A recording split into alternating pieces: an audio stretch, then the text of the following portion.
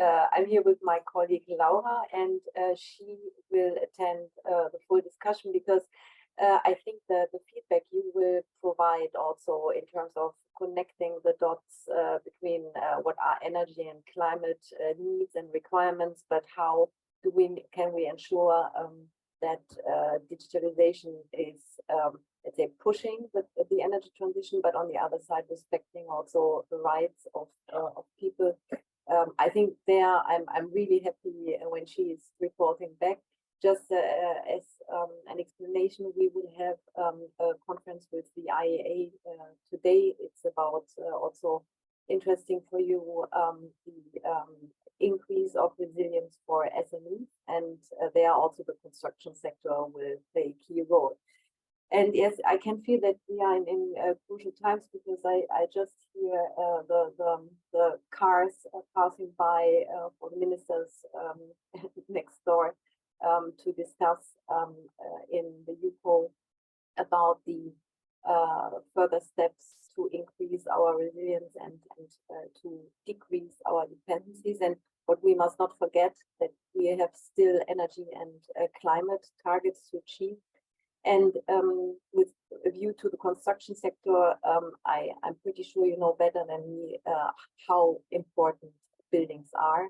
When we are looking at the building stock, and that's what we currently assessed, we can see we are talking about 24 billion square meters of floor area, and around 74% are related to residential buildings, and 85% of the buildings were built before 2010, and they are here to stay. So we are talking about a huge amount of buildings, and the vast majority of the buildings have a poor energy performance. And therefore, following the European Green Deal, which is then our roadmap for our energy and climate goals, based on that, we worked on a renovation wave. And in the renovation wave, we already provided tools, targets, and measures to achieve or contribute to the decarbonization goal. And already there, you can find that the digital tools are the key enablers for achieving, let's say, the level of performance of buildings that is required to achieve climate target, the climate and energy goals. And we just saw that currently 70% of construction firms dedicate less than 1% of their revenues to digital and innovative projects. And this is also one part where we want to give a push for. And one of the actions in the renovation wave is a proposal for a building renovation passport and let's say a framework for a single digital tool for identifying the buildings. So this is one important point or action point for us. Then we came up, of course, with the Fit for 55 package, where the Energy Performance of Buildings Directive is one of the key initiatives, as said. So basically, our aim is to focus not only on the renovation of existing buildings, but also to provide standards for the construction of new buildings. If you allow me, I would then, in terms of areas we want to improve the environment for construction and buildings, it's about renovation, it's about decarbonization of buildings. Of course, one important element is financing, but, and this is, I think, important for you and the discussions ahead, is the modernization, but also the system integration. So how can buildings be integrated in the overall system? And there we proposed, we have, I would say, 4 major elements where we proposed smart technologies. We have once the building automation and control systems, which means that there should be a system established which is able to continuously monitor the energy use of the building. and requirements for large buildings that have to implement a building automation control system. And then we have a technical building system, so that the building needs to be designed according to the typical conditions. And there we are aiming at having the provisions of installing temperature controls. Then what has already been provided in the Energy Performance of Buildings Directive in 2018 are the smart readiness indicators.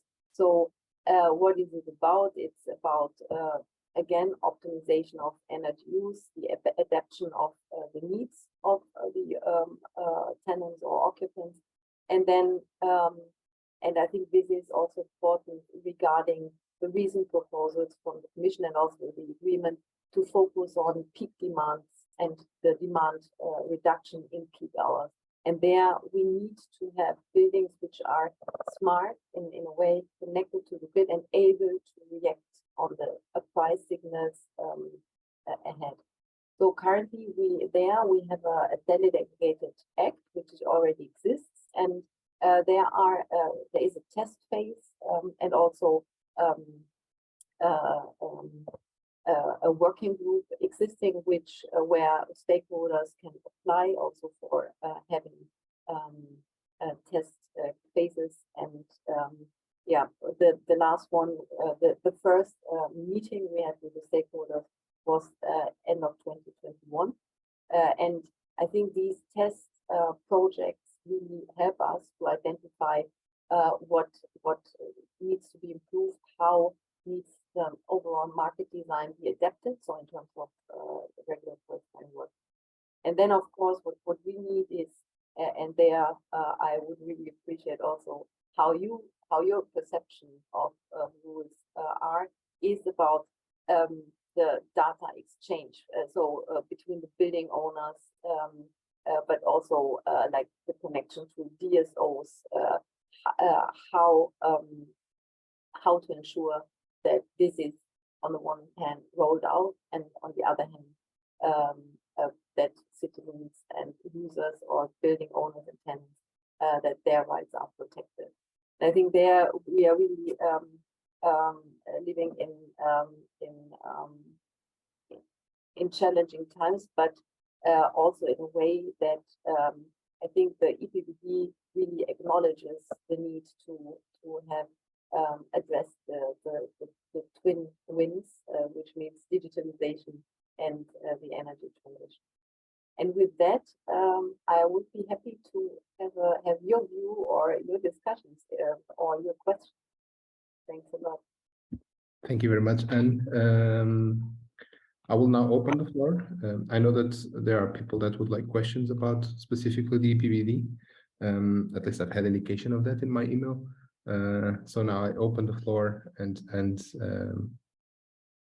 please do ask questions to Anne. Yeah. Maybe no need to even raise your hand, you can just directly ask.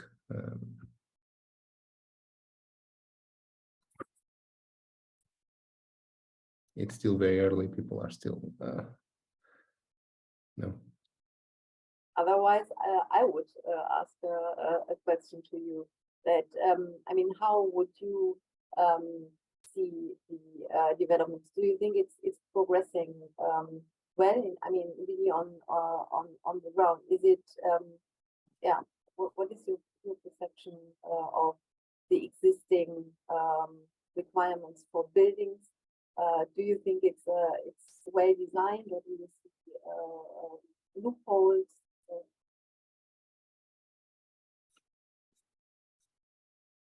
Yeah. Yes, Paul. Yeah, sorry, just to break the ice with the rest of the people. We have been working for 4 years in a H2020 project called Sphere. And you are describing the problem we were facing, that is first of all a digital twin, which means we are working with BIM technology. But later we knew that we should be facing the real-time problem, Okay, a real-time problem means methodology information in real time and occupancy information. So as well, you have mentioned that the equipment, the technical stuff we are going to use in the buildings, they must be some kind not new, but rethink or connected or something, and the smart readiness indicator. So we were considering all of that. So after 4 years and the pandemic in the middle, okay, I would say that we have some clear views about what is the future, I would say, channel for development. And to summarize this, I would say that, okay, to integrate methodology information is not a problem today because we have prediction web pages. So it's really affordable to integrate that with the building automation system. But the real challenge is the occupancy integration, the human interaction with the building. Okay, so we were proposing and we were testing a methodology using human models. We were reapplying the technology used for the International Space Station or aerospace, okay, about environmental control, life support systems, and such a way that you can be doing a parallel simulation using specific human models, and that would be very important for ventilation, not only for energy.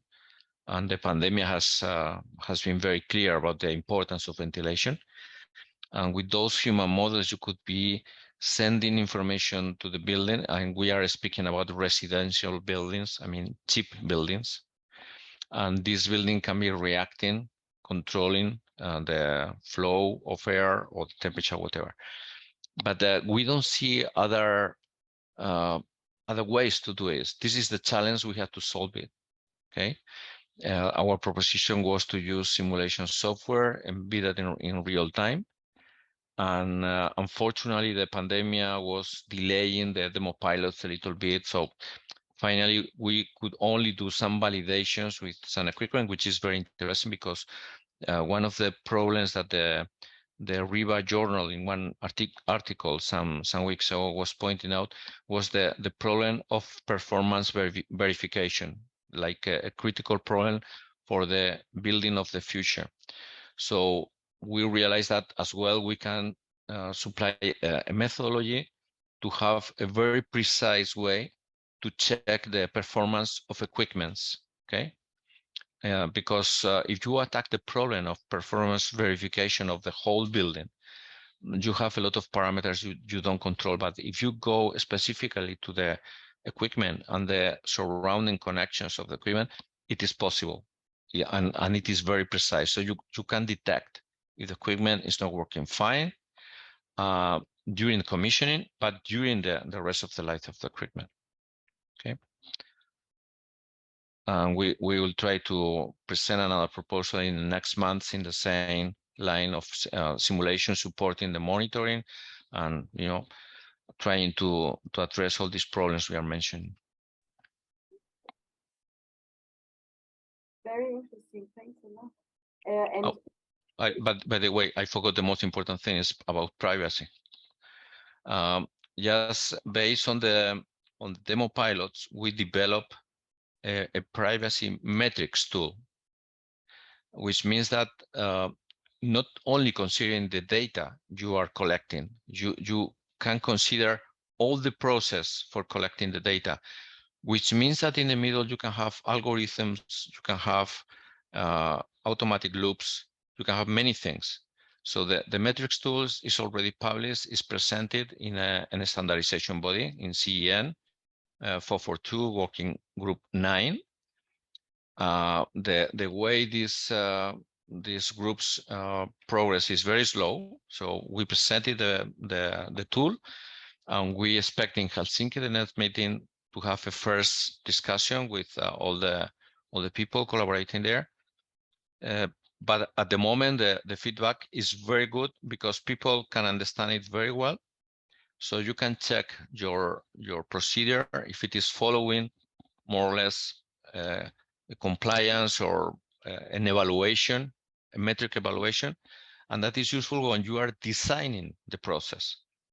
Not when you have the data already and you don't know what to do with that, and then you have problems with anonymization and things like that. No, before you can design how you are collecting the data, which magnitude, how is the sampling, where you store the data, how you are applying any algorithm, artificial intelligence or whatever algorithm. And very important, you can keep all that information at home if you have small electronics. So that is important because as much as important and understanding the privacy problem is the non-privacy problem. See, if you study why people is working or what people is looking for, data violating the privacy, most basic concept, it is important to understand why privacy may be important, and that comes. Okay, so I think I'm speaking in the name of the Building Digital Twin Association, and I think we are opening the way for many others if you want to collaborate for this standardization process about privacy. So it is open for you, and you can contact me freely. Thank you very much, Pablo. Maybe Anne, you would like to comment? You were going to say something. Yeah, just that will you also publish a report or on that, or because you said you will come up with? Yeah, it is published on the. I think there's a chat here, maybe somewhere. Yes, here. There is a web page. I will put the web page in the chat of the project, H2020 project, and there are some videos as well. I can write down in the chat. Okay. Lovely. Thank you very much, then, Pablo. I think Peter, you were going to ask a question. Well, yes. Yes, and now good morning. My name is Peter Hüttel. I represent the Architect Council of Europe, where I'm working as a chair of BIM. And somehow I come into this meeting a bit sideways because I don't know if everybody know each other. But I was just interested in going in to listen to the things because I was just checking out what was going on in the BIM-SPEED project. And then my history is an architect also, and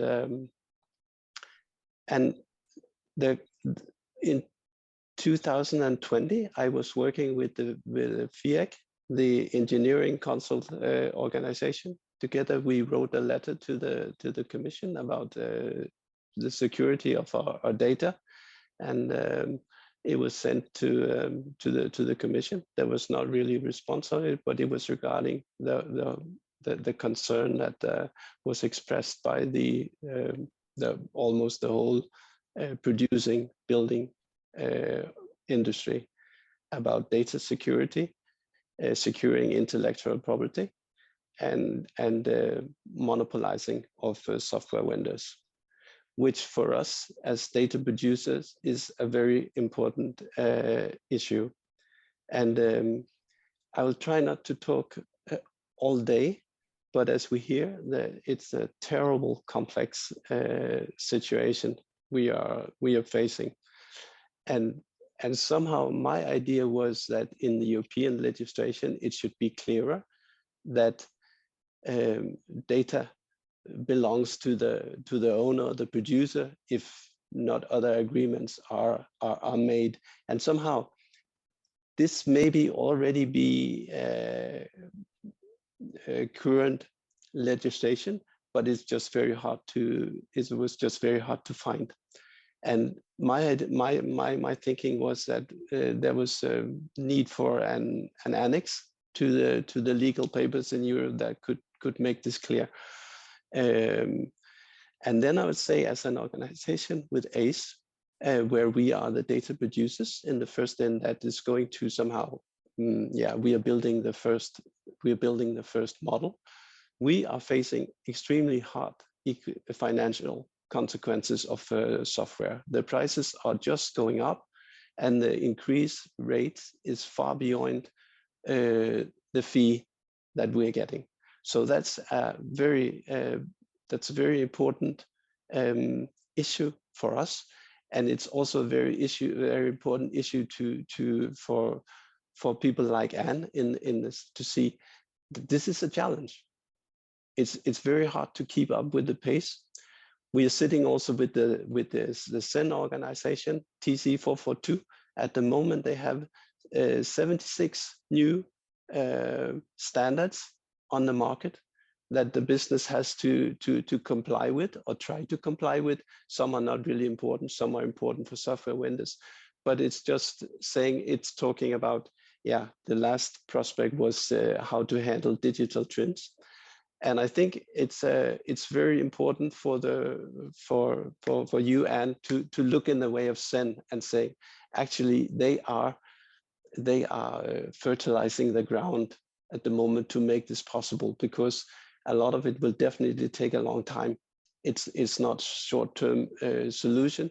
You have to consider the workforce that's going to be educated to work with that. And it's, when I look across Europe, the level of skills is very different, and the level of legislation is very different. Me coming from the north, we've been having quite a structured way of doing things for quite a long time. So and other countries have as well, Germany, England, but the thing is, they're all different, and I think it's important to respect that also. And I think it's important to create these systems where you think one solution fits all. And then I will stop end my speech saying, I don't think that software and IT is solution. The solution is in our brains. The solution is in the people. That's where the intelligence of how we save energy and how we create a better life is founded. It's in the people. It's not in the software. They're just facilitators that we can use. Thank you. Thank you very much, Peter. And maybe you have like a last comment before we then move on, especially about the point of Peter that digitalization and the use of sensors and softwares may incur some financial or some sizable financial investment from firms. How can we expect different firms at different points in different countries with different macroeconomic dynamics there? How can we expect that everyone can jump on this wagon? I think that's the question. I think just to reply also to Peter, I fully agree. You can have the best software and appliances. I think people need to be aware that whatever they do, as we do, that we consume energy, and that we can already save energy by being conscious and have the right attitude, and to share good practices. I think it's that's one of the key points that we need to focus on that, and that let's say software is then just let's say a factor in improving this mindset. Yeah. Okay. I must say I need to dig a bit deeper into the CEN standards. I mean, this is I must say so technical that I cannot really reply on it, but I got your point that, let's say, the speed with which we are rolling out new requirements is high. And I think my experience also, I was negotiating the Energy Efficiency Directive with member states, for example. They also pay a lot of attention that either there are flexibility so that country-specific or regional-specific circumstances can be taken into account, but also they also take care of that within their member states that the administrative burden belongs, let's say, at the digestive level. Nevertheless, from the Commission's perspective, of course, it's important to set an ambitious framework. That's let's say our role is to target important sectors and then to make sure that we really improve. And on the financing, I mean, I think this could even merit an overall discussion.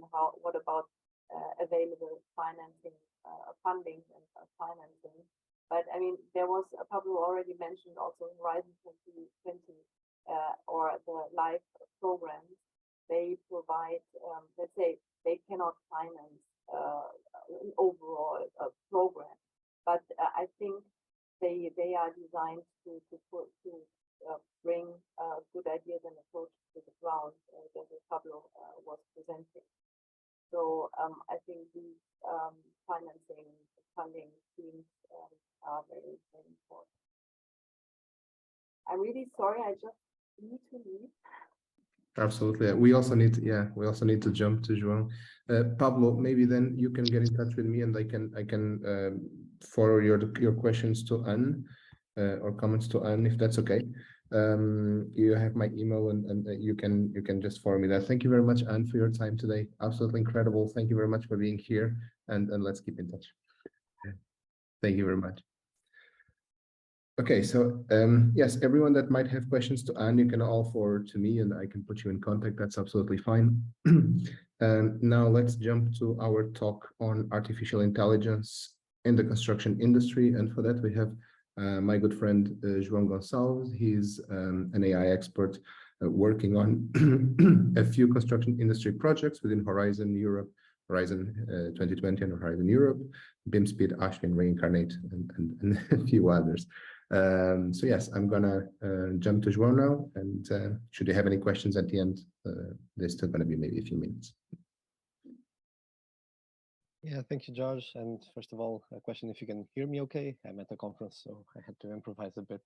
But can you hear me well? Okay, perfect. Then I'll share my screen and start the slides. I won't take the full 30 minutes, so we have some time for discussion as well.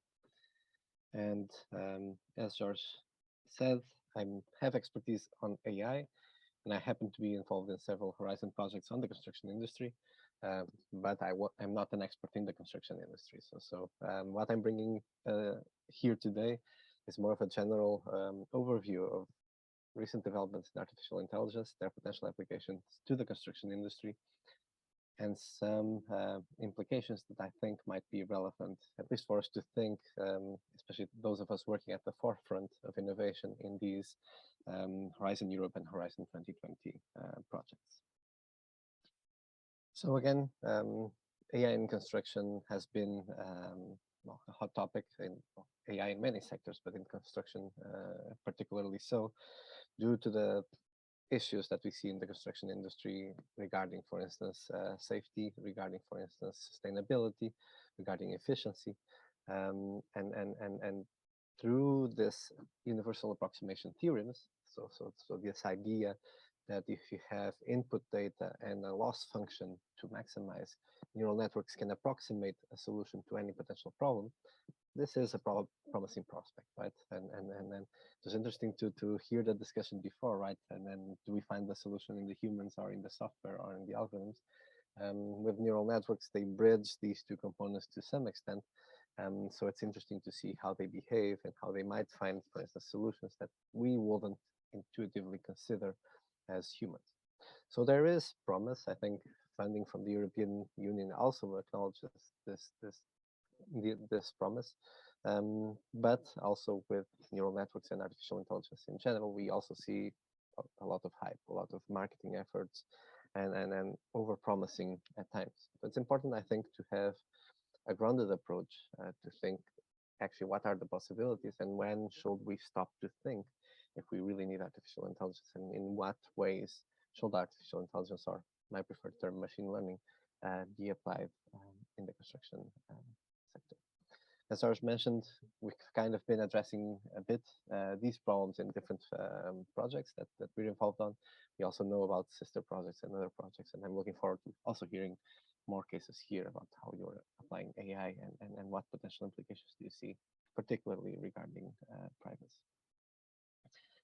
Now, there are some specific barriers to AI in construction specifically.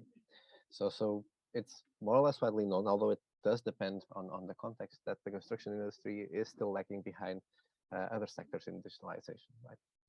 And so when machine learning algorithms rely on high quality and large amounts of data, both to provide training data, but also then to potentially assess implications, to test, to experiment, um, this lack of availability of high quality, curated, well contextualized, and publicly available data sets is an issue when you're trying to develop supervised machine learning solutions.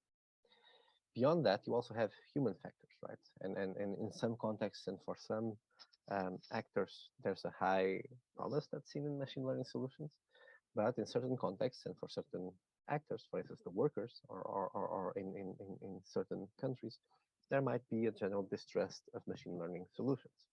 And what research shows us is depending on the context that it is being applied, and especially depending on your beliefs of the ability of a machine learning algorithm to perform a certain task, then there might be more trust and distrust in these machine learning solutions. I would say, again, this audience here might overall be a bit more open to these ideas because, again, many of us are working in these innovative projects, but we have to consider the wider scenario of European reality and think about exactly what could be implemented. So when you take the basic, and again, I'm bringing this back to the fundamentals, when you take the basic machine learning pipeline, you see these different components of which data is only one, right? That data is typically fed into a model that produces an output, and then that's assessed through a loss or cost function regarding how well the model performs, and the model updates itself through stochastic gradient descent in order to optimize the outputs that it produces to match that loss function, right? So, for instance, that loss function might be CO2 emissions, and we want to produce a footbridge design that reduces CO2 emissions. So the model might iterate over many designs, looking at their history of CO2 emissions, and try to optimize a design for certain constraints like length, height, environment, to match that loss cost function. So this is, for instance, an application for design stage, and in supervised machine learning, we have all of these aspects. Now, what I want you to kind of try and challenge is, let's try to emulate, for instance, this training process of a machine learning example. Now, I'm not showing you something from the construction industry because that will be easier, but let's consider, for instance, a basic computer vision application of trying to identify the correct species of snakes. So if you have a sphere of snakes, sorry in advance, but this is the example. So I would like you to look at these 5 examples, try to memorize why the snake, how the snake looks like, and then I'll show you a new snake, like I would have shown to a machine learning algorithm, and you have to identify the correct one. So this is a diamondback rattlesnake. This is a python. This is a king cobra. This is a copperhead. Okay, I'm going a bit fast, but we're limited for time, so. And this is a cottonmouth. So 5 different types of snake. And now I want you to write on the chat, which one do you think this snake actually is? Take a moment to look and check the chat. Or think to yourselves, which one will you say?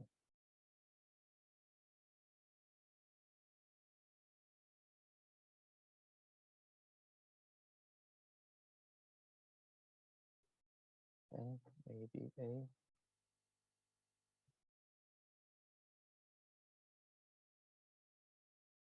Okay, now let me ask you. If you show a machine learning algorithm this information, what do you think it will say? The same image that you're seeing here in its entirety, and all of the previous images in its entirety, like they showed up on the slides. Do you think it will give the same answer? You can just say yes or no. Or think to yourself. rattle snake? Actually, if a machine learning algorithm was looking at the entirety of this image, it would have said a Python. Do you know why it would have said a Python? Because it would have learned that looking at the subtitle here is a much more efficient way of finding out which snake this actually is than looking at the actual image. So for those of you who that said rattlesnake and that said A, you will be correct. But if you were to train, again, on the entirety of an image, a machine learning algorithm to identify the snakes, it would quickly pick up that the actual feature that would be more reliable in the training set to identify the snake would be the actual subtype. So for instance, in cybersecurity and in machine learning, this is called clever Hans behavior. When looking at the training set, and again, if you look at the previous images, you see the subtitles there, the machine learning algorithm will try to identify always the most efficient way of identifying something, but that might not necessarily be the way that we use to identify something. And again, when you're considering particular problems like safety in a construction site, that can be problematic, right? There's a reason, for instance, that we might not look at certain aspects of a construction site to determine safety and look at others.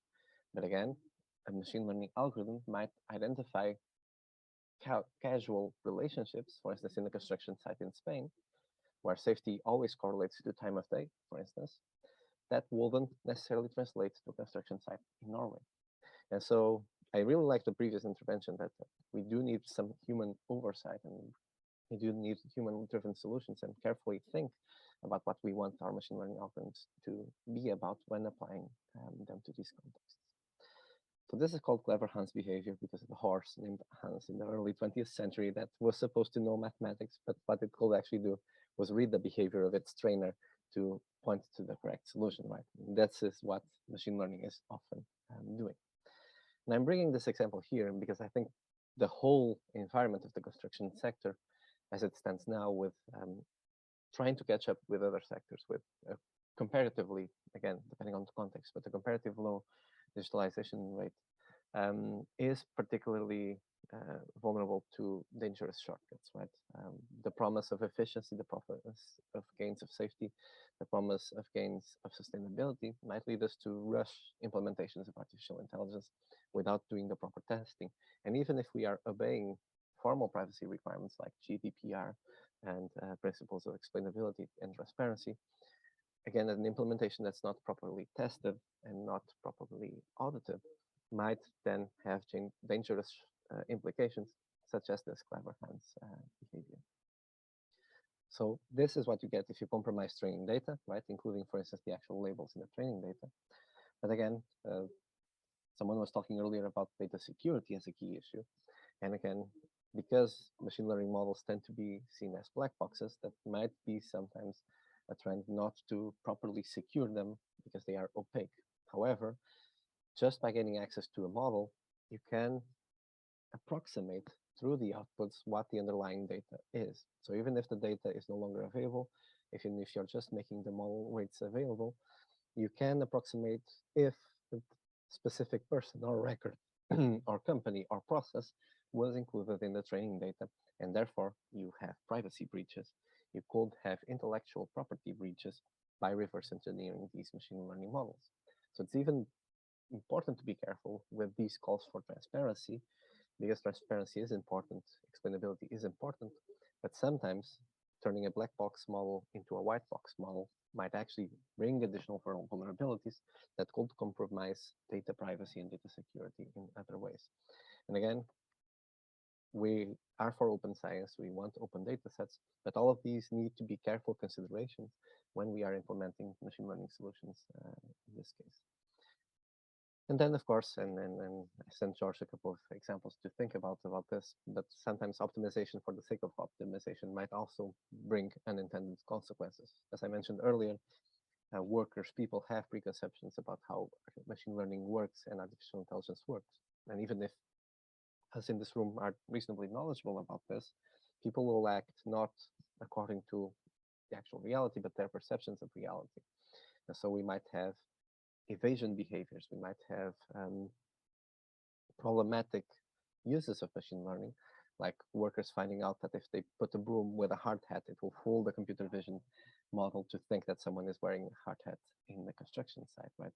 If there's not an adequate understanding about how these models work and that people are not actually being surveilled, or that they won't actually feel additional repercussions by this implementation of machine learning models, then the actual objective and behavior will not be the one that's observed. And that relates, for instance, to the work George and I are doing on the Ashwin project and interviewing several actors on this sense. And then you have here just a select list of the risks, and I won't go through all of them, that we can have in the different stages of a machine learning model that could emerge if there's not careful and thoughtful implementation of machine learning in, for instance, the construction sector. But again, I also don't want to convey the idea that we should hold from exploring machine learning solutions, because many of these can actually be vulnerabilities of human actors as well. And I would say even much, and to some extent, worse, because again, having or trusting a human to handle data may, in many senses, be a higher possibility for compromise, a higher possibility for function creep or misuse than a machine learning model that is opaque, that might be biased, but at least it's mathematically biased. And it might not be targeting a particular worker, at least with intention, or a particular problem in the same way that a human will do.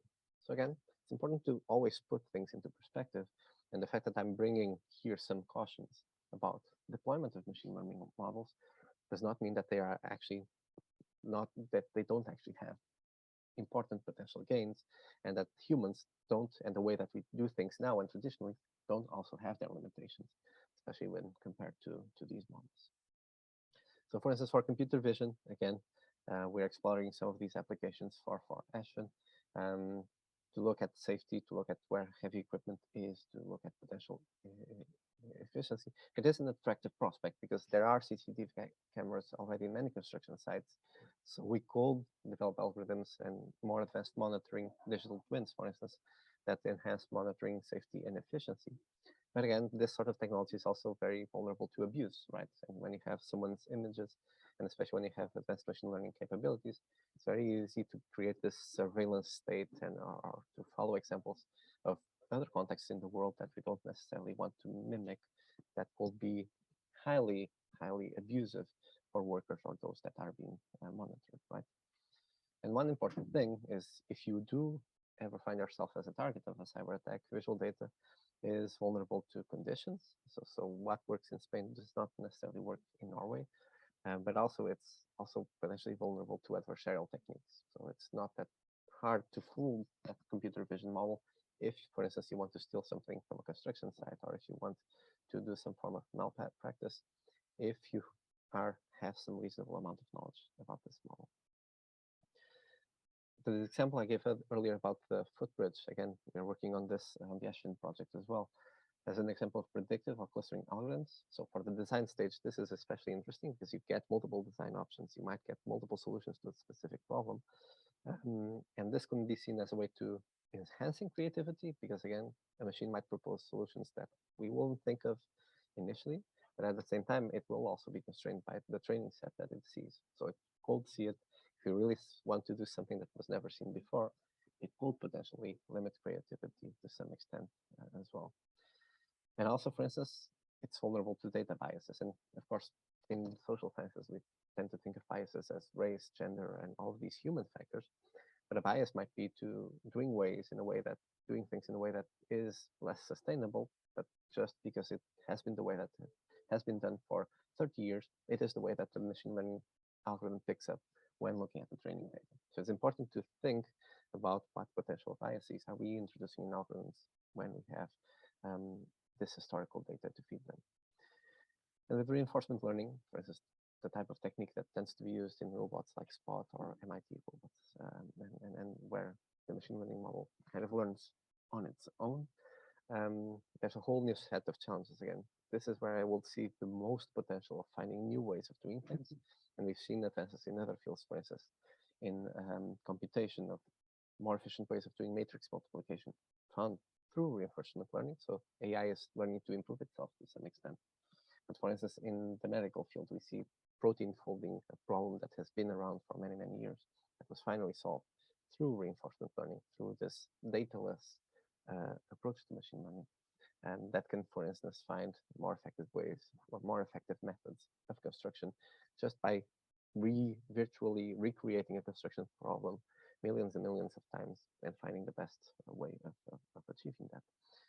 But again, we humans do things in a certain way sometimes for reasons, right? And so whenever a machine learning model comes up with a solution, it's also important to think, okay, this seems more efficient, this seems more sustainable, this seems more safe, but is there a reason why we haven't done this before, right? And again, the thinking aspect and stopping to think before deploying something, really testing it, is really something that I will emphasize because of all of these factors.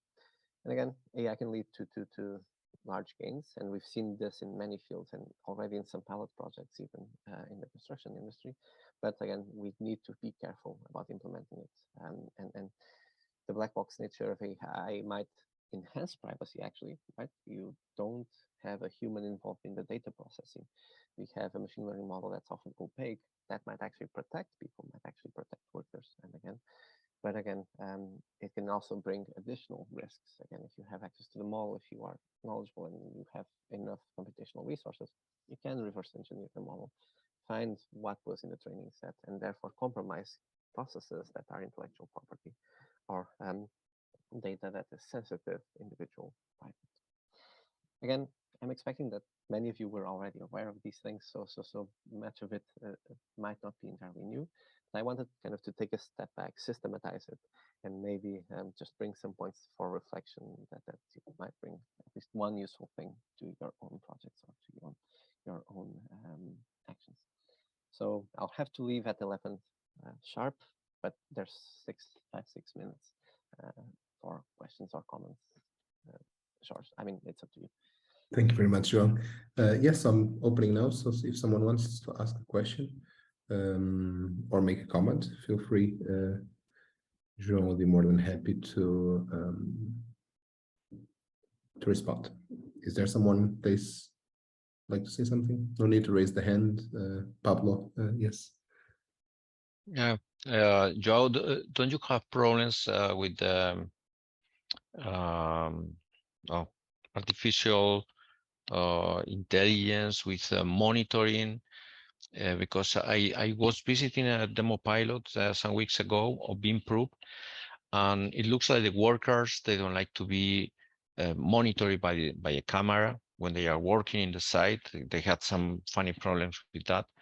But I understand the Peter's comment before that we need more intelligence perhaps and less software sometimes, because we find very stupid problems when we try to apply these complicated things. Okay, so don't you find problems with the people when you apply this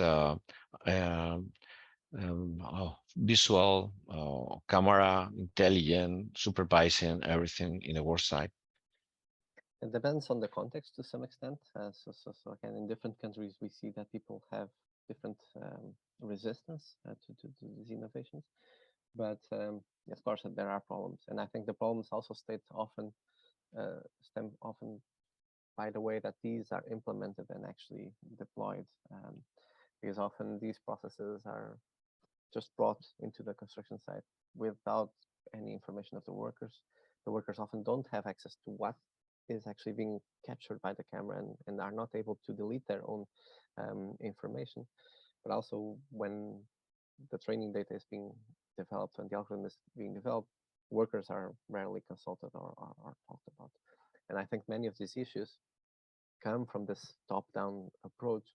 And of course, the opposite is not always feasible, right? I'm also not an idealist, and we cannot always be stopping a construction works or taking productive time to involve the workers in every single step. But I feel that and that's what we are trying to achieve on Ashwin, is by involving the workers, by talking to them and making them understand exactly what kind of data we see, for instance, in the digital twin dashboard, and understand that we are not seeing people in the digital twin dashboard. We're just seeing probabilities that around a certain timeline, someone was wearing a hard hat or not. We are not identifying people. When workers see that and see that the actual image feed is not being sent to the digital twin platform, that makes a difference, right? And so I agree with you. When we, especially when things are rushed and not properly developed and not all parties are involved, then machine learning implementation backfires, and it's often because people react to it strongly. But I also often think that they do have reasons, because the way things are brought, and it's not the same as just bringing a new hardware, or it is invasive. People feel watched, and there are even studies, and this is what I often say when people just see privacy as a constraint. There are studies that show that when people feel like they're being watched, there are some efficiency gains in some respects, but because people try to fix or try to behave as they think is expected of them, you also see losses in terms of finding new solutions, or in terms of making mistakes that the people will otherwise not make, just because they are afraid of doing something wrong that will be captured by the camera. So it's very important to develop, first of all, considering this, and that's what we are trying to do on Nation. But then the way that to actually bring it also has to account for this. So I agree with you, and I don't think that should dissuade us entirely from applying these. But I think sometimes the approach that we take needs to be a bit different in this case. Okay, thank you very much, then, João. I know that you have to leave to present our paper. So thank you very much for being here, for your time.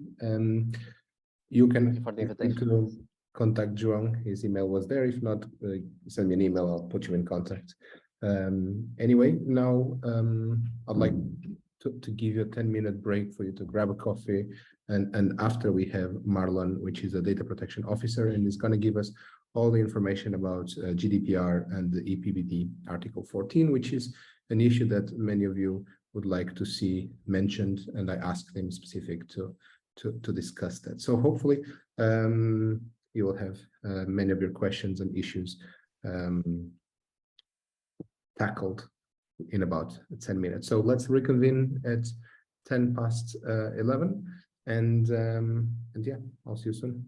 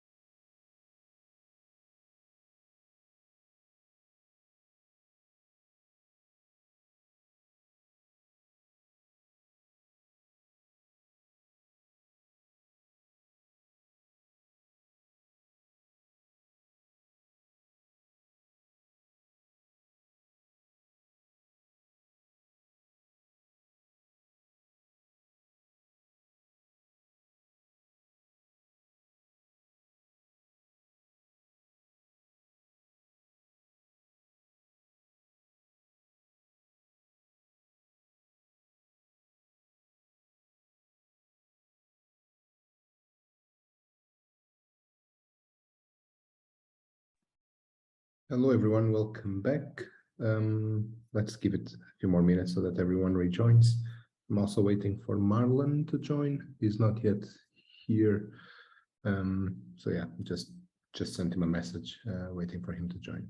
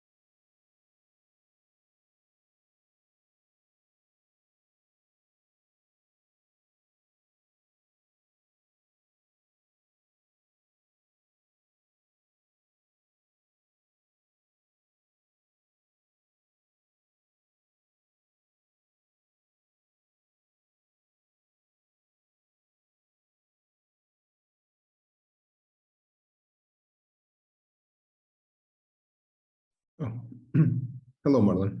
I was just trying to text you. So perfect. Marlon is here. We just came from a break, so some people are yet not here, but I think we can give it 2 more minutes, and then Marlon will take it away.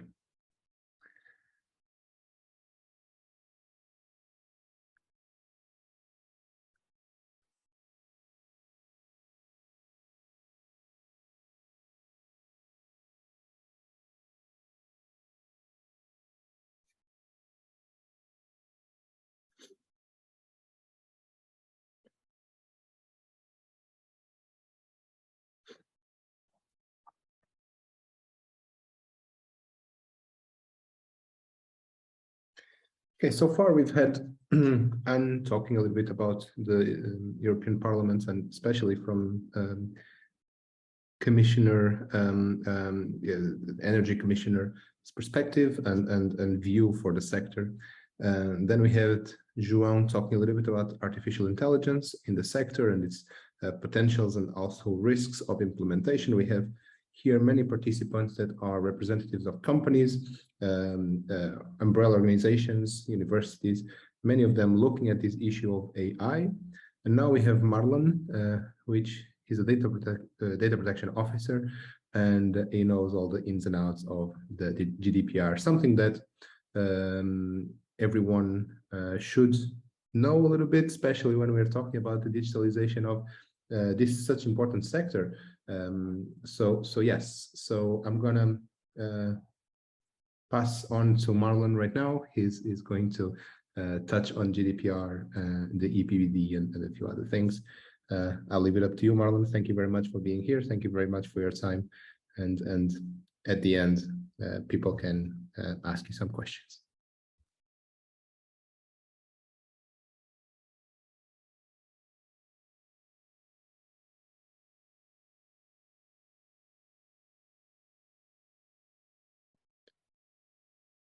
I'm not sure.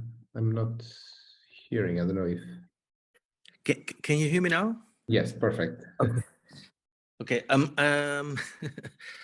I'm just checking if I have the permission to share my slides. And so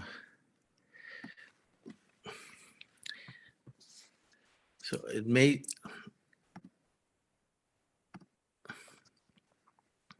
I just made you co-host, maybe. Ah, that's better. Okay. Let me see.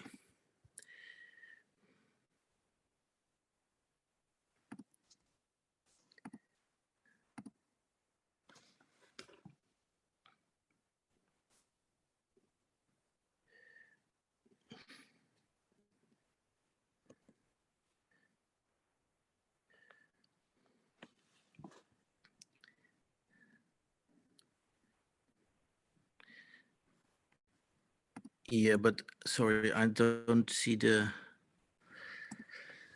Okay, I'll log in from another computer. So sorry, it will take a few seconds, and then.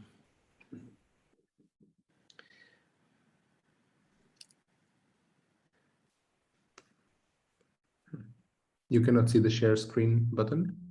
No, I'm now logged in via the web Zoom version, and I don't. I see a lot of options, but not the share screen or share presentation. But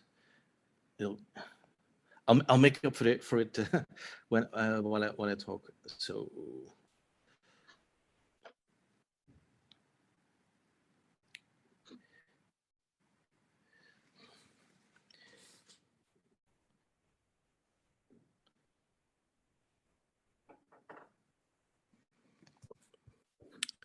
Second.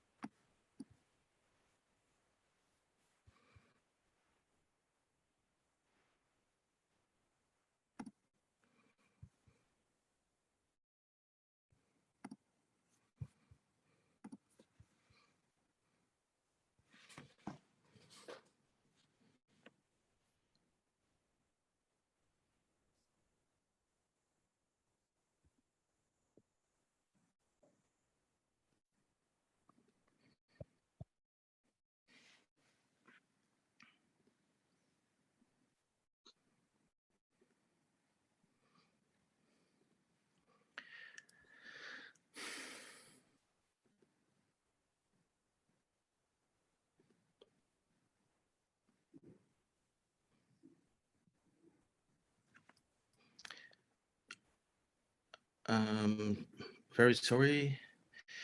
I'm just now looking for the meeting ID, and then I can log in. I can send you the.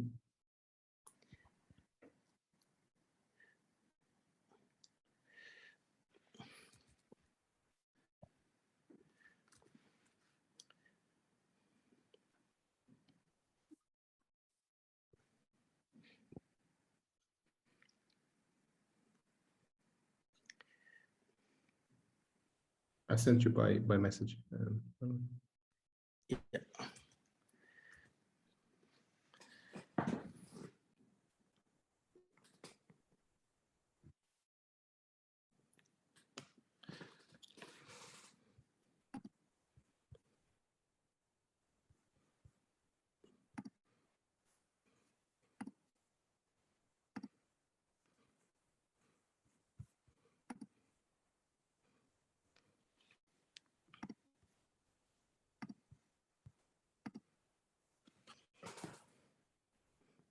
Recording in progress. So now this looks better.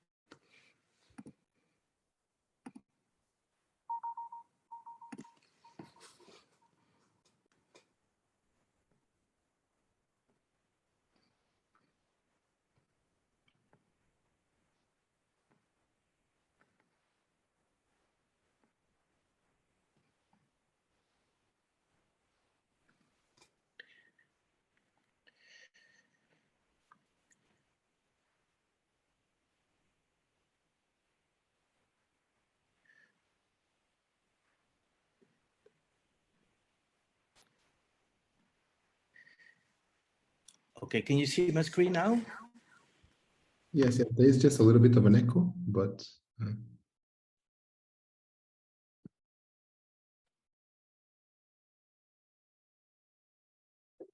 Okay, so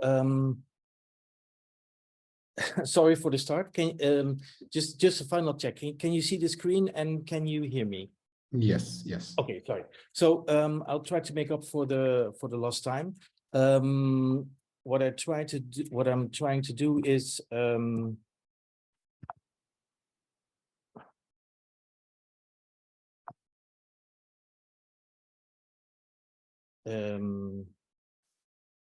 to give an introduction based on the GDPR and touch upon some ethics with regards to risk management and privacy engineering as a strategy to so this is the video better, as a strategy to proceed. So usually a lot of things are technically possible, and the organization has a lot of ambitions and needs, and legally a subset is possible, and then there's the question, if all these things considered, what is the ethical approach, and even if it's legally allowed, should we want to do this? So I just wanted to mention this.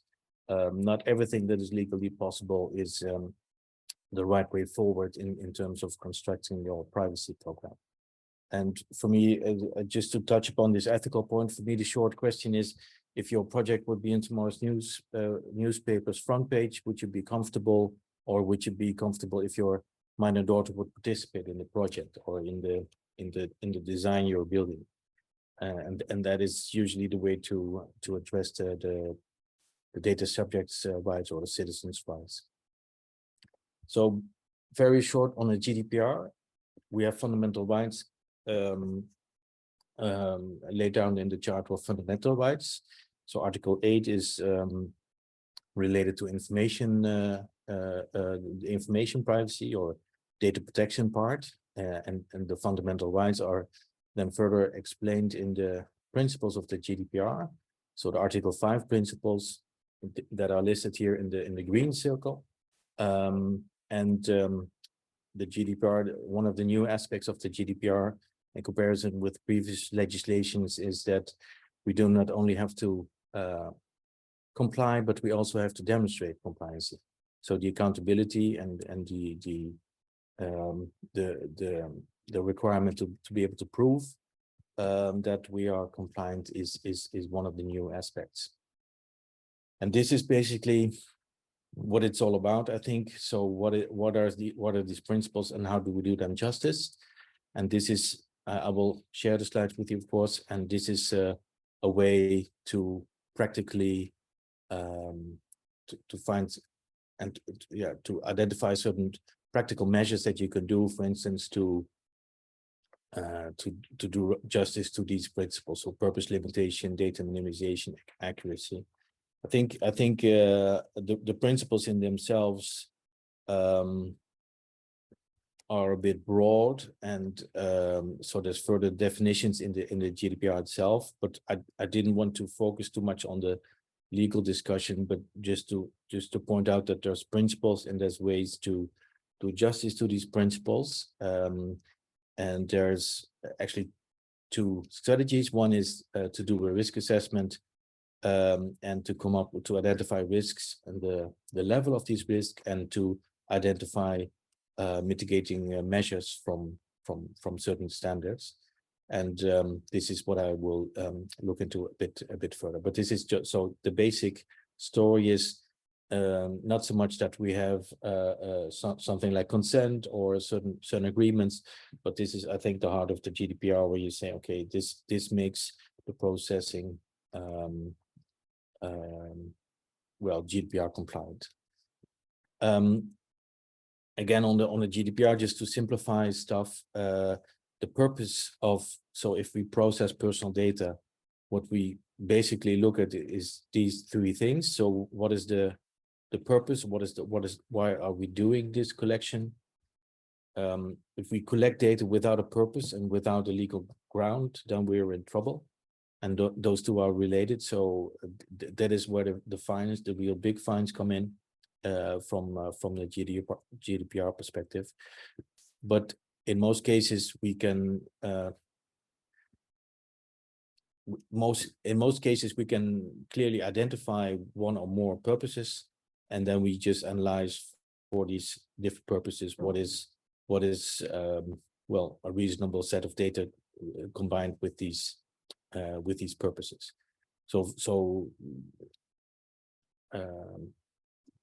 data minimization, one of these principles is and purpose limitation are one of two of these Article 5 principles, but it doesn't mean that you cannot collect data or that you cannot collect personal data. So the GDPR is in fact in place to for two things: to protect personal data, but with that protection to enable the free flow of data and to do public-private collaborations and to stimulate a strong internal market. So it's even in the title of the GDPR, but people forget the free flow of data part. But that is the purpose, to have one set of rules and not on nation level different sets of rules with the purpose to have a free flow of data and to have a stronger market and have innovation and make data available for different applications. So, and research purposes is one of them, and yeah, smart buildings, smart cities, or broader contexts are all examples or contexts of processing personal data. And in essence, there's nothing wrong with this, but it is worthwhile to, from the design of your data processing, to identify the different purposes. Sometimes there are different purposes, or in the over time there are new purposes, and then sometimes you have to check, is this still compatible with the previous purpose of the data collection? And otherwise you need to communicate, for instance, to the data subjects that you are collecting this data about, or if you collect the data and you communicate with the data citizens of the data subjects, then you could choose smart wordings in terms of these are the purposes that we collect data for, and so on. And of course, if people, one of the other aspects of the GDPR is if people are not sure, or if you can be trusted with their data, they can exercise their data rights, and they can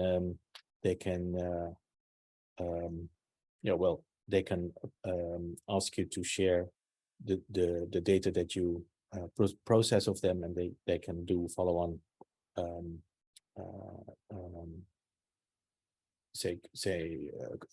questions to you. They can ask you to stop processing, or can ask you to correct the information, and so on. So that is usually a lot of work, and especially if you process data of a lot of people. So the best way to prevent this from happening is to be really transparent about the purposes and really protect that data and only use it for the purposes that are communicated. So basically the purpose is very important, and there's a legal basis required. If you don't have a legal basis, if you just do stuff because you like it, and there's no, for instance, no obligation for you to do this, or then this could be a problem. So research in itself is a lawful purpose for the public interest, or sometimes based on consent. But these, so again, I don't want to focus too much on the legal aspects, but just to clarify that these two are very important. And then if you know what the purpose is, or what the purposes are, and you have a legal ground, then you can process the personal data, but you have to take some steps to protect the data. So how do you collect it? Where do you store it? Who has access to it? All these things. And again, we will zoom in a bit later on this. The best way to do these things is from the design. If you're thinking about, for instance, large processings, then this is then it's best to think about it from the design phase on, and to come up with privacy by design strategies and privacy by default strategies. For the sake of time, I just want to mention them, and perhaps in the discussions we can look at these. And I think they're generally known, but the practical implication sometimes is a bit more difficult. But perhaps we can leave them for the questions. So a lot of information, but from a research support perspective, this is a way to assess risk. So the GDPR is risk-based, so we can accept certain risks, but if we have high risks, then we should take more measures. And this is a way to look at risks from a societal view, for societal perspective. If we do stuff, so the data processing, and we use this data for purposes that are communicated, then people expect us to do so, and they're okay with it. And if we do too much with the data without communicating transparently about this, then it may become creepy, or we may even be violating privacy rights. So I just wanted to show this scope of data processing, and it all depends on the way you are transparent, I think, and the way people can reasonably expecting to follow what you are doing with their data. So this is there's usually risk related to individuals. Sometimes they may be, so for instance, some data may be used to make decisions about them, which may affect them negatively without it being correct, for instance. So they can be unjustly treated based on certain data that you interpret in a certain way, or a certain algorithm makes decisions or makes suggestions for these groups of individuals or individuals in a certain way. There's risk related to the responsible person, the one processing the data. You are accountable, and there may be fines and so on. There may be risk based related to the nature of the personal data. Is it sensitive data, or just personal data, or is it even IPR protected data, or is it safe so that others cannot reuse it for different and, for instance, privacy violating purposes, and so on. So there's different levels to look at the risk aspect of your processing, and the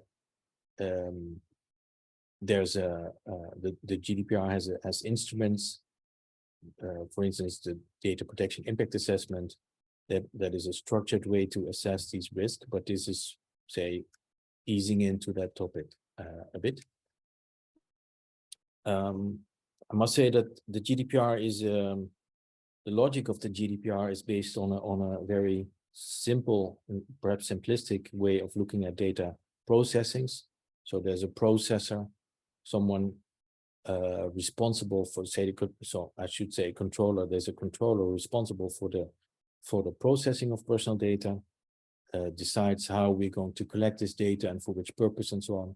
And perhaps there are people that collaborate with this in as a sub-processor for this controller, or as a processor just doing work for this controller. And this organization could be considered to be a processor or a sub-processor. And these work together, and there's a sort of logic in terms of responsibilities for the controller and the processor.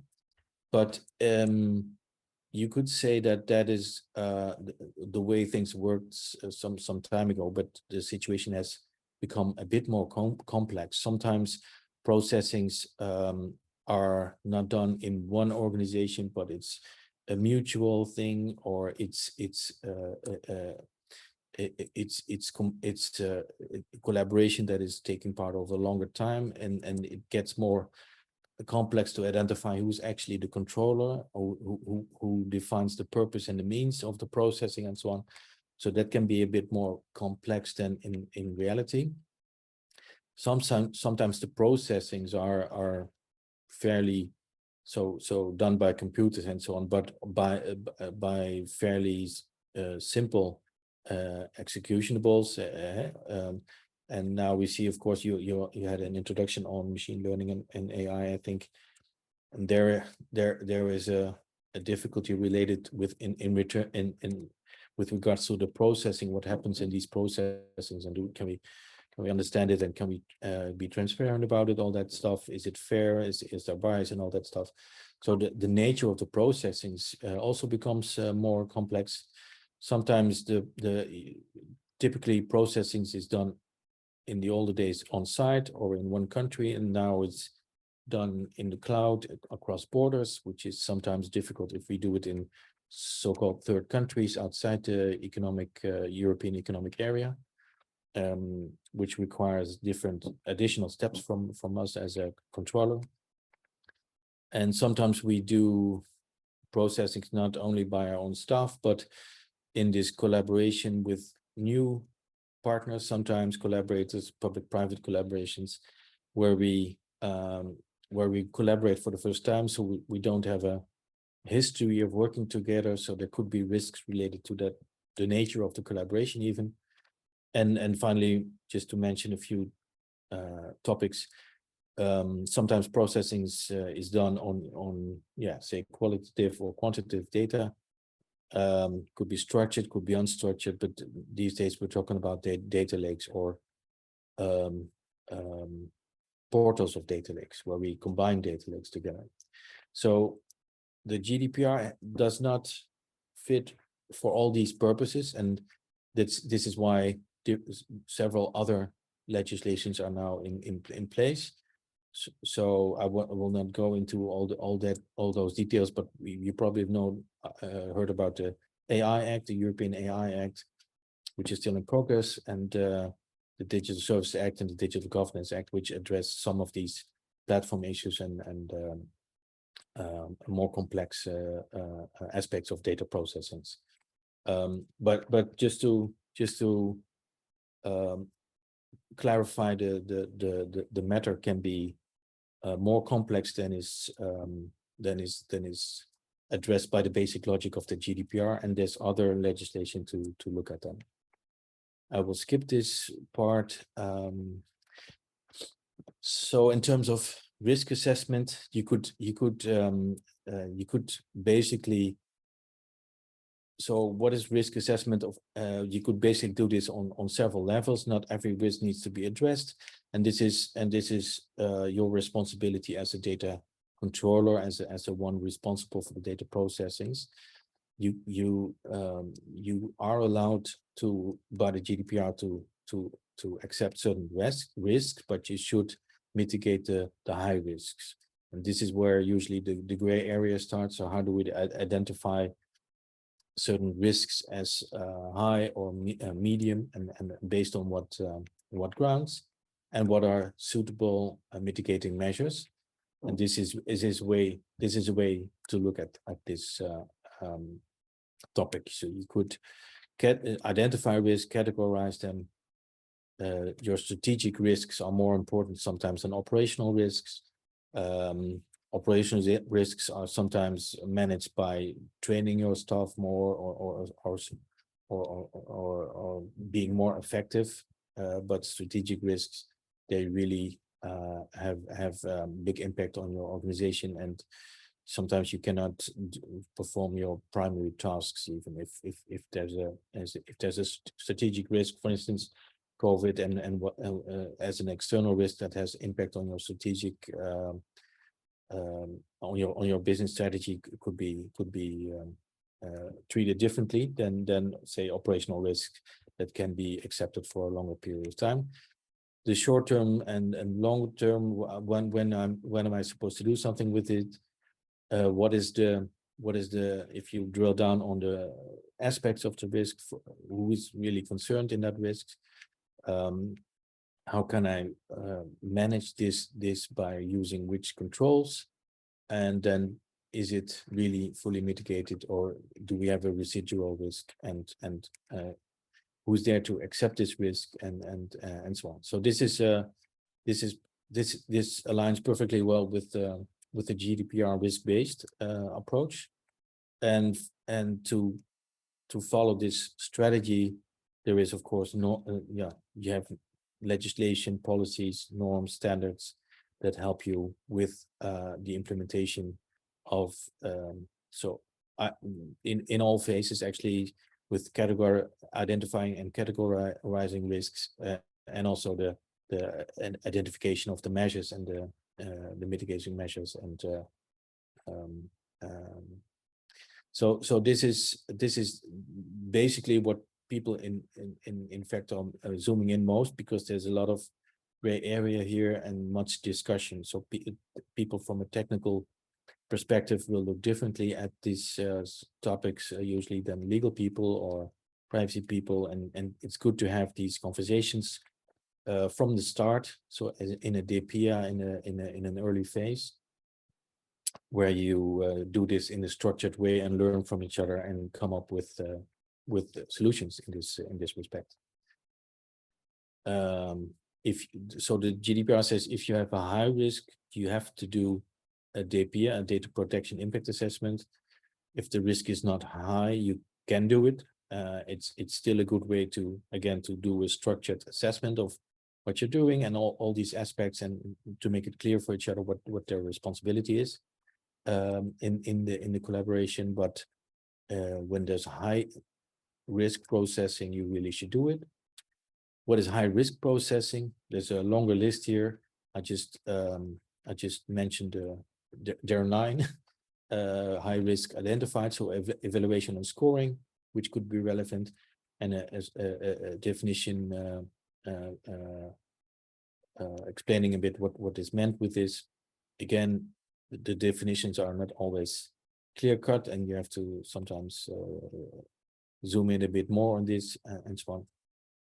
But the idea is, if you have out of these 9 criteria, if you have 2 or more that are relevant for your processing, then you have a high risk processing and you should do a DPIA.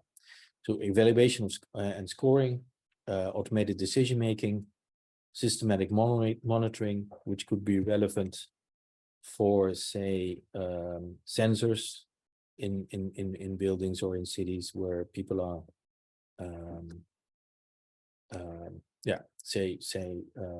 input for the sensors on a regular structural basis. The point is are people systematically monitored? But there could be a topic I think that could be relevant. What is another high risk aspect is the nature of the data that is collected. Is it sensitive data of a highly personal nature? That is that if in the wrong hands would really make people able to hurt, to discriminate or really cause bad effects for these people. So that's usually why sensitive data is protected more. So for instance, information on religion or sexual behavior or sexual preferences and so on. This could be in the wrong hands, could for instance lead to certain discrimination behavior. The large scale processing, large scale in the Netherlands is usually considered data sets larger than 10,000 individuals. Matching and combining data sets, there's sometimes context issues if you combine link and combine data sets. If you process data on vulnerable data subjects, that could be a high risk indicator. If you use innovative technological solutions, of which we do not know yet the full, so AI typically is one of these, but there's as I just mentioned, there's an AI Act in place to address more specifically these aspects, but it is a high risk indicator. And then sometimes the processing prevents data subject from exercising a right. So this is the set of identified risk. There's a source below, and well, if you tick 2 boxes out of these 9, then you have a high risk processing. Just to proceed, I think I will I would like to have some time also for questions. But if you identify risk, then these risks could be, of course, as we mentioned, be mitigated, but we could also communicate them. For instance, in a consent form, if we use consent to process the personal data of the data subjects or citizens, but we also can communicate these risks in the privacy statement on the website of your project, so that you can be transparent about what the risks are, how you mitigated them, and just to be transparent about the way you assess them and you take your responsibility. So it's also for communication purposes, I think, the risks. I skipped this one. Just a last topic. So one way to structurally, from the design, build in your privacy aspects is called privacy engineering. And I just wanted to just in a few slides to hint a bit on that and the history of it. The idea would be to come up with privacy requirements and specific measures to be implemented, and then to test them in your design, in your project, in your prototype. And this is a way to make this process visible. You could do certain assessments in terms of different aspects of the data processing. You could score this, for instance, it's all red, and you really need to improve. Say if you don't do anything, then you would be in the red. This is where you could think of certain measures like data minimization or pseudonymization. Sometimes you don't need the whole data set for your purpose. You could do anonymization. These are measures on the data level. You could do measures on a legal level. You could have good contracts with the people and good agreements with the people that you collaborate with, who has access to what kind of data and so on. And then if you take these measures, then you will see that it has effect on the data protection aspects. And this is how you improve and how you stay in control of all these aspects that you of course can zoom into and take specific measures. Just for the sake of time, I'll just skip this. And then this is basically what I still wanted to show you in terms of projects. Or if you create something, then it's also good to think of privacy by design and development, come up with your privacy requirements, and also test them and make that part of your test and evaluation process, and verify that the purposes or the requirements are really implemented. And that is basically a good visual representation of work that is done if you create systems or functionality. Again, for the sake of time, just there's a lot of information about this available. Perhaps you know this, and I just wanted to show you there's a broad context. There's a lot of guidance and frameworks to help you in narrowing down and zooming in on different aspects. And you could, you would then be considering privacy from an architectural point of view, even, and build it in your, if you do this in systems or in constructions, you could do, you would be sure to implement it in all the relevant layers, not just on the human level, human layer, but in all the relevant layers. And that is basically what I wanted to share with you for this purpose, as an introduction to the GDPR, just to touch upon different aspects, ethical aspects, legal aspects, but also the practical side of the risk assessment, and to come up with measures. Thank you very much, Marlon. Brilliant presentation. I would then open the floor if someone would like to ask a question, anything GDPR, anything, even maybe AI Act. Please feel free to don't be shy, basically.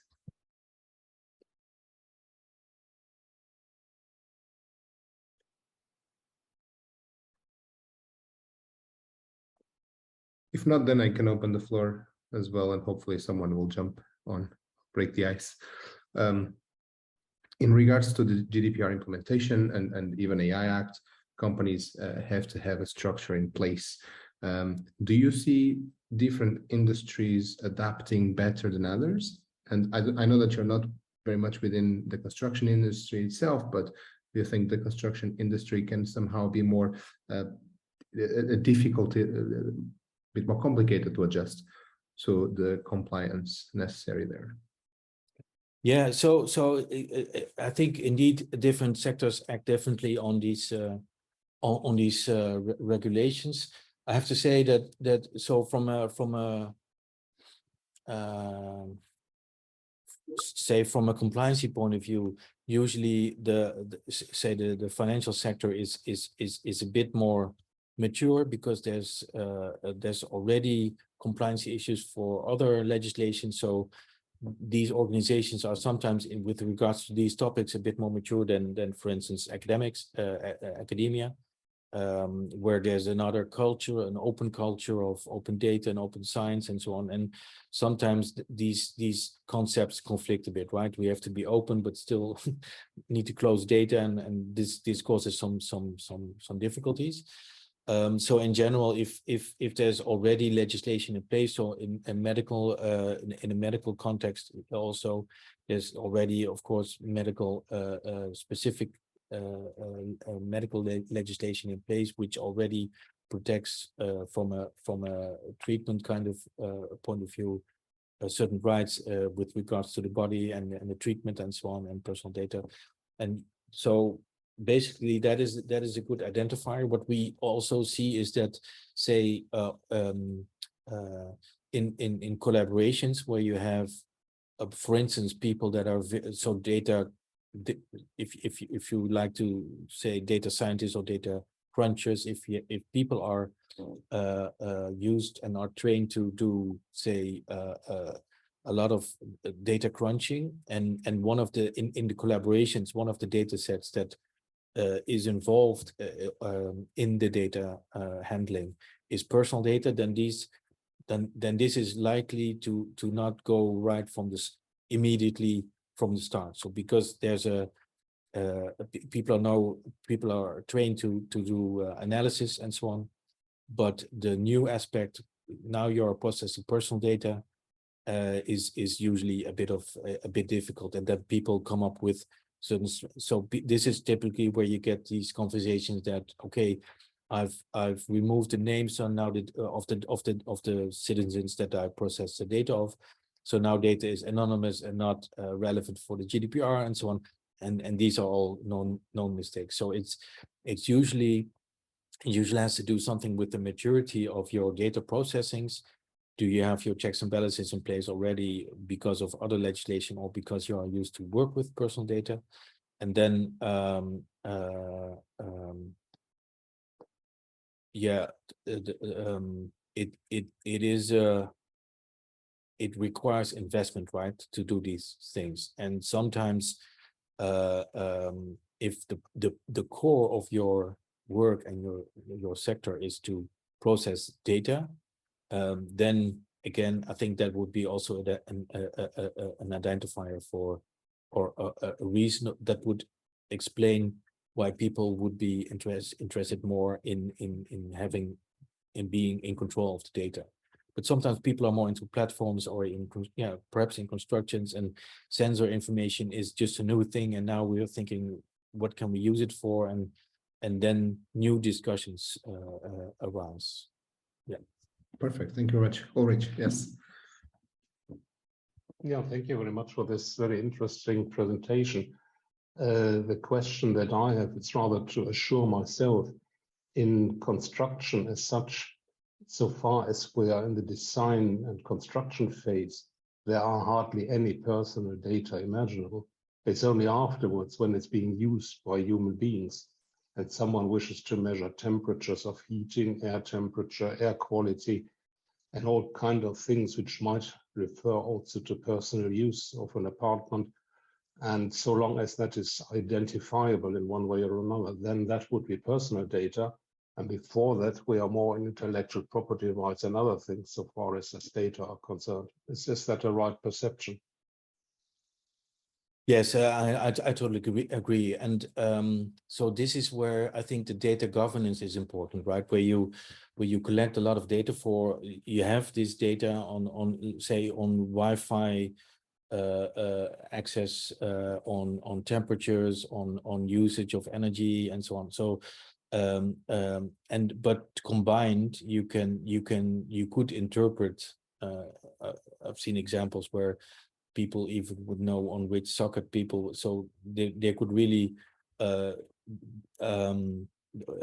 they could really explain or predict to a high degree when people are sleeping, or when people are eating, or when people are doing what stuff based on energy usage. And there's of course patterns there, but in itself that doesn't need to be wrong. But if you collect this data for a certain purpose, you sometimes have a legal obligation to collect this data and share it with the consumers themselves. But I think the data governance aspect is important if you are going to use or reuse this data, or with other partners reuse this data for a different purpose. And then so the risk assessment applies, and is it can people reasonably expect that this data is also used for this different purpose, and how may this backfire on them? And these are the ethical questions. And so one of the examples is a good way of using Wi-Fi data is, for instance, if there's fire in a building, you could use, say, Wi-Fi connection data to understand, are there still people in the building? But of course, people don't connect to the Wi-Fi, devices are. But it could be an indicator that there's still people in the building, or you could do crowd control based on this information. So there's good purposes, I think, that you could define, that you could well define and defend why you're doing these things. But we know also, of course, of other creative reuses of this information that is not beneficial for the consumer themselves. Brilliant. Thank you. Thank you very much. Peter, do you have a question? No, I do not. But I would like to very much agree with what was actually the question, because that's been a big discussion in my country as well, about the Data Act, where we've been discussing it with the people, what's actually going on. And most of that regulation is actually just focused on selling data between vendors and customers. And as said before, it's something that takes place a lot of time after. And we are mostly in the design phase, and what we've been talking about is actually how to protect our intellectual property. And I've seen it in many presentations here, is this container called data, and there's this container called data sets, and it's a very abstract thing what that is. Maybe it's many containers, but actually these things are what a lot of people talking about AI, they're going to build on these data in these containers, and they are designers and engineers and architects and clients data. And I think that's one of the things that is poorly protected in the legislation that we have about data governance. That's a completely different thing than GDPR. And this confusion is, or this discussion is I think kind of cloudy at times. So yeah, that was just a statement. Now I said something because I didn't really want to say something, but I did. If I may respond, I totally agree. So you mentioned the Data Act and perhaps the Digital Governance Act. Also, these are different, so focused on data. But you see, and even in the AI Act, the definitions are not so clear. So the definition of AI in the AI Act is too broad. Every system and the result of the use of any system, not only machine learning or controlled, or is considered AI. So it's too broad. And even as you correctly mentioned, in the Data Act, on the definition, sometimes the practical and technical implementation of these legal approaches is quite impossible, and this is why they've been developed in a really short period of time, these acts, and there are some real concerns even also for the DMA and the DSA, but there are some real concerns for the practical implementation, of course, not only because of the vague definitions, but also the perspective that these things are looked at from a mainly legal point of view, not so much a technical point of view, and all these aspects that you mentioned in terms of there's not data, but there's algorithms, there's data points, there's structured, unstructured data. So all this is ignored, and well, the trick is that then the legislator says, okay, that is up to the sector to come up with your own set of rules, but you need some guidance to understand if you're doing it, if that is the intention of the legislator. So I totally agree, and the other aspect is that all these acts also interact with each other and have a different hierarchy. So you also have to comply with the AI Act and the GDPR because it's also additional added on to the GDPR, and that is also going to be difficult, I think, to from a practical point of view. But I totally agree. I'm glad to hear. I'm glad to hear, because I think it's the solution is also you can't fix that. It's something that have to be left to the market. So in terms of European legislation, I was just somehow hoping at the time, and that was why in the previous session I told that I was involved in writing a letter to the Parliament about on behalf of the European construction industry about this problem, that we would like to have a clearer protection of our data when we put them in Autodesk Cloud, or if we put them in an IFC cloud or wherever. It might be there, but it's pretty obscure where or which utilization we actually have to point to. It might be standing in 3 different documents in maybe not a really clear way. And I think it would be very nice for us as a branch to say there was something in an annex or something stating very clearly that the data producer is by default the owner of the intellectual property rights to the data, and it can't be used by other except if acceptance is given or something like that. Yeah, you're totally right. So the IPR, we didn't touch upon this, but that is in itself a difficult topic. So what makes it your data? So if you collect sensor data, then that's not considered to be a work because there's no specific creative process or added value. But if you create this added value and you invest in this, then you can protect it with then it becomes your IPR. So the database regulation is relevant there, but also there's again gray areas and a conflict, say, between principles that in general sound great, but in practice are not really protected. Yeah, I've been trying to use the database directive, and the case that we had with somebody, the client got data that was not really foreseen, and maybe it was not really anybody's fault, but anyway, a big database was transferred, and we tried to somehow say this is not right according to the Database Act. But in real legal case, it was very hard to put because we had to prove what we lost. Oh. So it came back to one of these clauses also that we have, that you are actually not entitled to insurance or you have to say if you didn't lose anything, you don't have a case. Wow. So they're different aspects.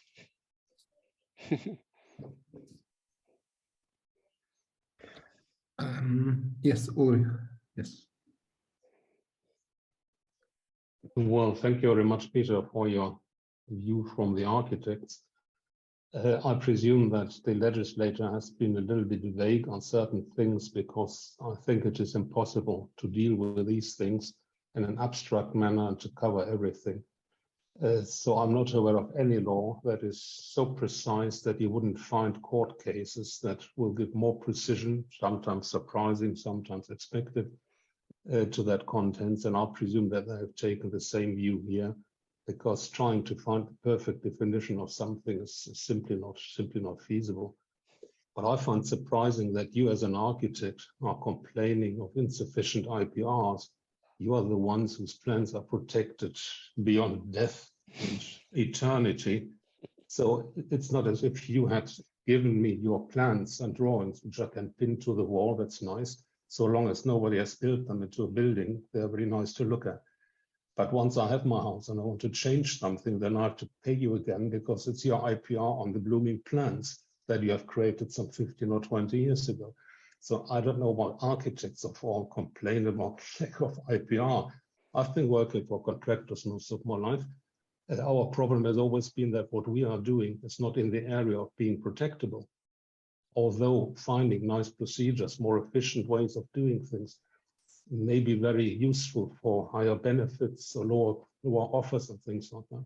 And if you cannot protect it, once it's known to everybody, and it will take a few weeks and others will copy it and benefit from what you have been planning and doing before.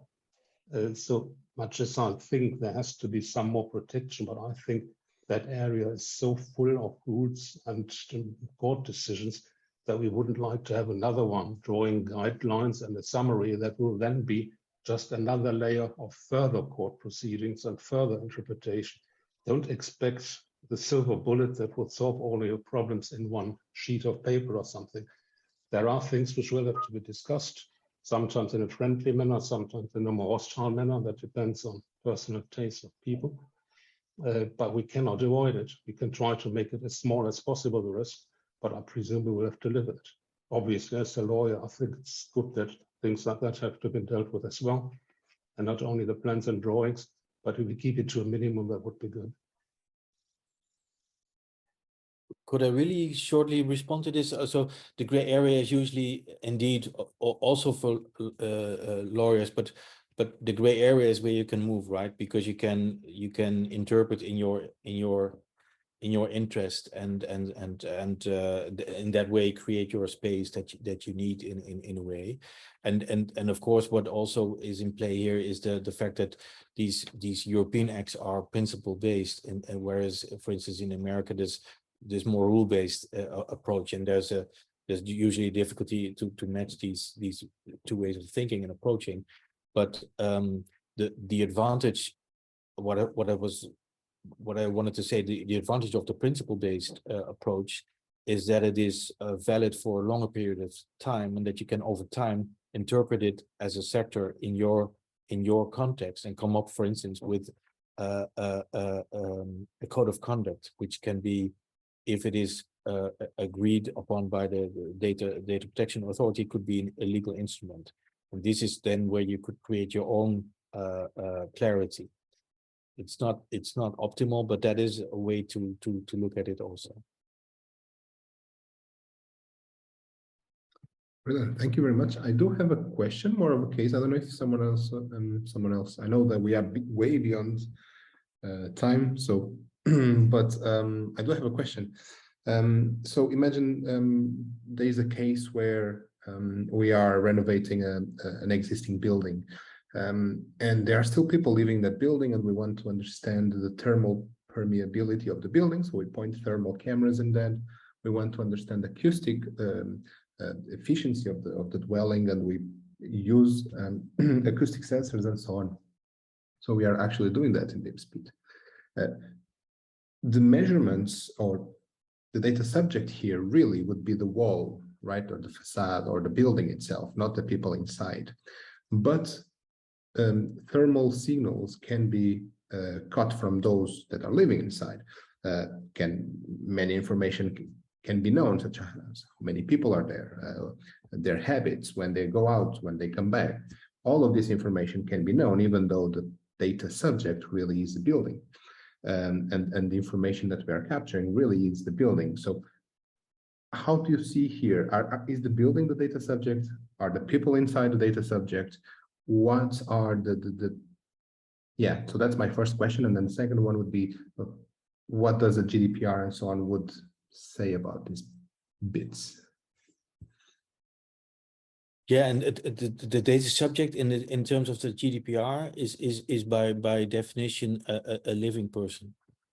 So a building cannot be, in the terms of the GDPR, not be the data subject. But understand from your perspective that is where you get your data from. So from a but from a GDPR point of view, only living people have so only living well, people have rights under the GDPR and are considered to be the data subjects, and then you can discuss on the age and so on, but again, if people die, then also their GDPR rights they stop. So from a definition point of view, living natural people from so actually from within the economic European area, because but also outside. So if we process data from buildings outside, if we from a European organization do this, then we also have to protect those data subject with their own GDPR rules. So I think it's so what you address is very much compared to something like chains, where you have at the beginning of a chain where different organizations and so on work together on a pipeline, say for a data processing. It's very unclear who is responsible for the whole. Is the one at the beginning responsible for everything that happens afterwards, and so on. So that in itself is a more that is already too complex for the GDPR. So it won't help you. So and usually if we collaborate even in on a national scale from a say we all work in chains, right? And we exchange data for these purposes. And it's what we see is that there's new so there's I'm looking for the English wording for these Dutch terms that I now have in my head, but there's so you not only look at the data processing that every partner in the collaboration does, but on a meta level, there's also something happening, and there's also governance needs to be in place there, and that's usually difficult, and there's different things at play there than is relevant in the individual data processes, and this is usually where things go wrong if you work with too many people in a large chain on aspects. We had a big incident on this in the Netherlands with the tax with our IRS where they say used AI in a different way, and no one wanted to resolve, but in the end there was a result that no one could explain, or everyone was a bit responsible for this. And this is the nature of the problem, I think, that you are addressing. You were looking at a building, but you also have indirect access to information about behavior. You're not looking for this, but this is what you also collect. The thing is, you probably wouldn't need that detailed level. So the personal level information, perhaps you just want to have so on the floor level, or on say so I don't know what relevant level would be, but perhaps not on the individual level where an individual moves within the house, but and this is where, say, pseudonymization technology comes up. So you don't need it on a personal level, but on an aggregated level, say yeah, for instance, a floor or a part of the building, and that would be then your focus. And I think the relevant thing to do then is to strip the information that you don't need to prevent these other purposes from happening. But that's usually difficult decision because you may decide later on that you still need that other data for other purposes that you didn't think of. So people usually don't say damage their data or lower their data quality for these purposes. But I think that would be in essence the type of questions that you would answer. And again, if you are the responsible organization and not share it with other organizations that could do, say, harm with this information, then you could have then people could say that you have too much data in relation to the purpose that you have defined for yourself.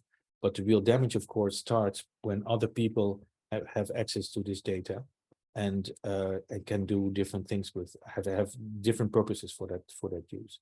And this is typically where the problems start. So it's more of an ethical question. Should we collect really more than we really need, and what are our responsibilities in terms of stripping that information that we don't need? And there's so in terms of pseudonymization, generalization, hashing, and so on. This is what you could do. Yes, yes. But in all of that, it's important to ensure that you cannot refer by recalculating things to individual persons. That means when you neutralize information and anonymize, it has to be done in a way that's really not possible to calculate on different other parameters and then starting to identify. So long as no one can be identified individually, you're out of the GDPR. You don't have to worry about that.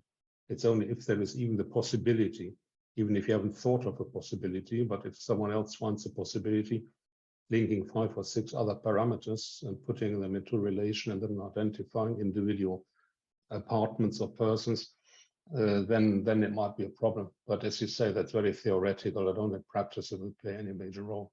Unless you have people in the house who are very eager on the protection of the personal data and complain about everything. That also happens. Yeah, perhaps a small, thank you. Perhaps a small reaction. What I forgot to say is that sometimes you process data, but the relevant question then afterwards is, what is the real risk for the people in the building? So because we are allowed to process personal data, and sometimes it's not our purpose or our intention, but we seem to process it anyway in an unexpected way because we use, for instance, innovative technology, and then we are confronted with new data sets and possible usage of this. So these are these criteria for high risk processing. But it was not your purpose to collect on a personal level data, but this is the data that you get. But then what is the real risk for them, for instance? And that is also a very, so you could be processing personal data without your intent, but the risk question is also relevant. If there's a low risk, then that could be acceptable. So the case would be to really reasonably, with reasonable arguments, to come up with a real scenario that would be harmful for the citizens. Usually when you study behavior, say for heating, and then you say, okay, this is how people respond, and then there's a financial consequence. So we trigger people in certain behavior that we know they have already, and now we're going to financially benefit from this behavior because we are exploited. So something like this. That would be, of course, that's not your business, but that would be a real example of people misusing this kind of information. But it needs to be realistic to be part of a risk-based approach, right? And so I think the